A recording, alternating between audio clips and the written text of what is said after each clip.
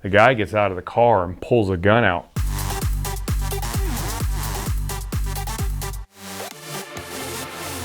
Crisscross they lived in, was it Country Lake, Dixie Leon, right there in Fayetteville.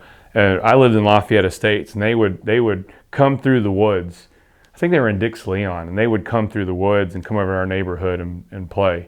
We'd play basketball and, kids, and then one day Crisscross they weren't around anymore, and it was like, what? And they were making it. That's when the rap group thing started. But, I grew up in Riverdale, and our church was in Riverdale that we went to, but we were right on the edge of Fayetteville.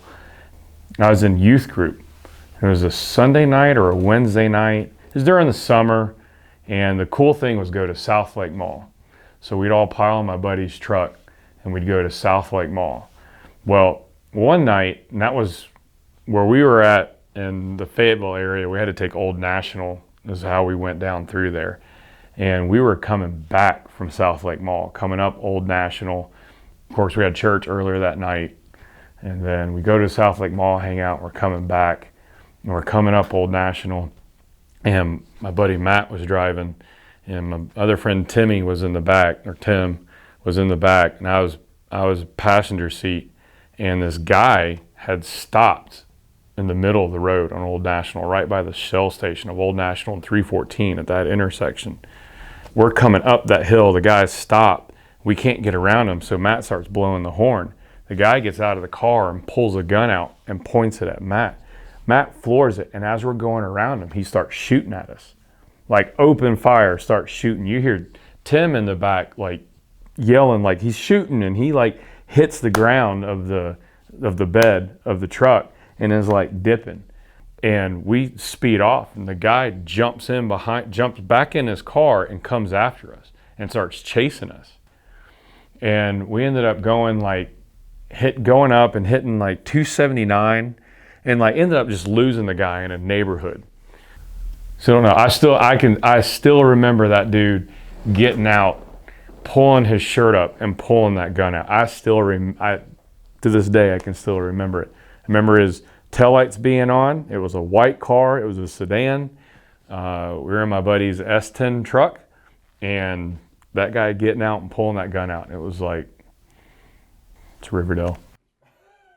There's 3 white dudes in a truck, teenagers, windows down, stereo blaring, subs going. Like, who knows? Who knows? That was back when we called it Vietnam. And that's when we were literally right on the border of Riverdale and Fayetteville, right by the Fayette Pavilion, which is where I got busted for racing and reckless driving. So I've got 26 tickets, and 18 of them are from Fayetteville alone. Right out of high school, right when I graduated high school, I was a bike messenger in Atlanta because I used to race mountain bikes as well. And I actually have some national and international titles when I raced junior division. I was an Olympic hopeful. We went on a family reunion to Illinois one summer, right out of high school. 1998, so when I graduated that summer, we went back up to the family farm in Illinois. Family reunion, come back home. That's when your answering machine had a tape deck in it, right? So I come home because I want to see if my girlfriend left me any messages, so I'm checking messages, right? I get a call from Schwinn International. This is before Schwinn. Schwinn used to be, they had like the dream bikes, especially with mountain bikes. It was their homegrown series. And I had a guy call me, had a really, really thick British accent, and left a message on the answering machine. It was like, hey, we're interested in talking to you. Want to see if you'll come out and race for us in our European team and be part of our junior development program. And my sister heard it. I played her the message. We're screaming. I am pumped for life. Like, you gotta be like, whoa. And she's getting all excited with me. And, I was amazed that my sister was getting excited for me too. And I was like, this is great. And, just out of habit, I erased messages. I wrote the phone number down, so I thought. Erased the messages, didn't think anything about it. I wrote the phone number down wrong.